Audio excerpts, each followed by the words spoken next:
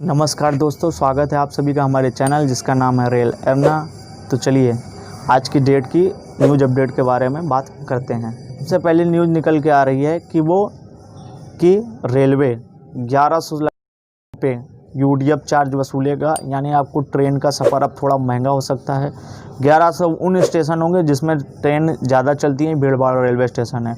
किस रेलवे अपनी तरफ से कह रहा है कि यूडीएफ से मात्र कुछ ही % होगा, लेकिन अगर ये 10 रुपये 20 रुपये भी है तो लोगों के ऊपर एक अतिरिक्त बोझ 10-20 रुपये का पड़ेगा। अब यूडीएफ के बारे में नहीं जानते तो मैंने आपको ऊपर लिंक में दे दिया है आई बटन में, और नीचे भी डिस्क्रिप्शन में लिंक दे दिया। हमारी उस वीडियो को जाके आप ध्यान से समझ सकते हैं कि यूडीएफ क्या है। तो चलिए हम फ्रेंड्स नेक्स्ट अपडेट के बारे में जानते हैं। नेक्स्ट अपडेट हमारी निकल के आ रही है कि प्रधानमंत्री जी ने कल बिहार को बहुत सारी सौगात दी। सबसे पहले उन्होंने सौगात दी हाजीपुर वैशाली सुगौली रेल परियोजना को, जो कि बहुत दिन से बनके तैयार थी और बस उसका उद्घाटन का इंतजार था। इस समय बिहार में बहुत सारी रेल योजनाएं बनाई हैं, उसी का प्रधानमंत्री जी ने कल अपने भाषण में उसको ऑनलाइन तरीके से वीडियो कॉन्फ्रेंसिंग के जरिए उसका उद्घाटन किया। इसी क्रम में दूसरा आता है इस्लामपुर से नटेसा रेलखंड, जो कि बन के तैयार थी, बस उसके उद्घाटन का इंतजार का, यानी इस्लामपुर से एक अलग रूट लोगों को मिल चुका है। अब इसी तरह हम बात करते हैं कोसी मेगा ब्रिज के बारे में। कोसी मेगा ब्रिज जिसके लोग बहुत सारी बातें कर रहे हैं और जानते भी हैं कि निर्मली से सरायगढ़ के बीच में पहले क्या होता था, लोग बसों से जाते थे या अन्य साधन जाते थे तो उनको 300 किलोमीटर की यात्रा करनी पड़ती थी। इस जगह पे बहुत पहले नैरो गेज लाइन हुआ करती थी, लेकिन ये नदी अभिशाप के कारण, यहाँ पे भूकंप और बाढ़ के कारण ये जगह ख़त्म हो गई, तहस नहस हो गई रेलवे लाइन। तब से लेकर अब तक ये बन नहीं पाया। 2003 में हमारे तत्कालीन प्रधानमंत्री अटल बिहारी वाजपेयी जी ने इस पे वर्क किया था। उसके बाद अब प्रधानमंत्री मोदी जी ने इस पे आगे काम बढ़वाया और अब वहाँ के लोगों को मात्र 300 किलोमीटर की सफ़र 22 किलोमीटर में सफ़र हो जाएगा, जो उनके लिए एक बहुत ही अच्छी सौगात है। अब बात करते हैं हम तीसरी अपडेट के बारे में। फ्रेंड, तीसरी अपडेट ये निकल के आ रही है कि भारत नेपाल से अभी रिश्ते थोड़े अच्छे नहीं, लेकिन तब पर भी भारत नेपाल के लिए एक ट्रेन चला रहा है, जो कि रेलवे लाइन पहले से बन के तैयार थी। आप जानते हैं कि जयनगर रेलवे स्टेशन नेपाल के बॉर्डर में है।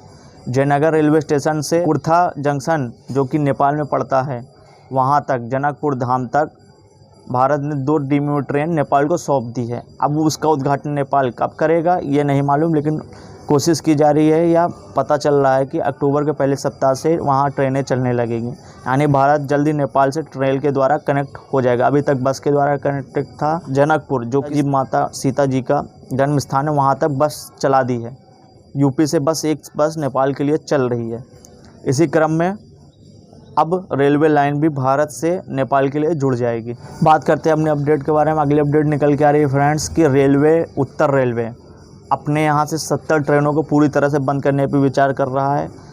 उत्तर रेलवे ने 756 ट्रेनों के ऊपर बहुत सारा काम किया, जिसमें 165 ट्रेनों को उसने रूट चेंज कर दिए। 145 ट्रेनों का फेरा बढ़ाया गया है, टाइम को चेंज किया गया है और उनके रूट को भी चेंज किया गया है।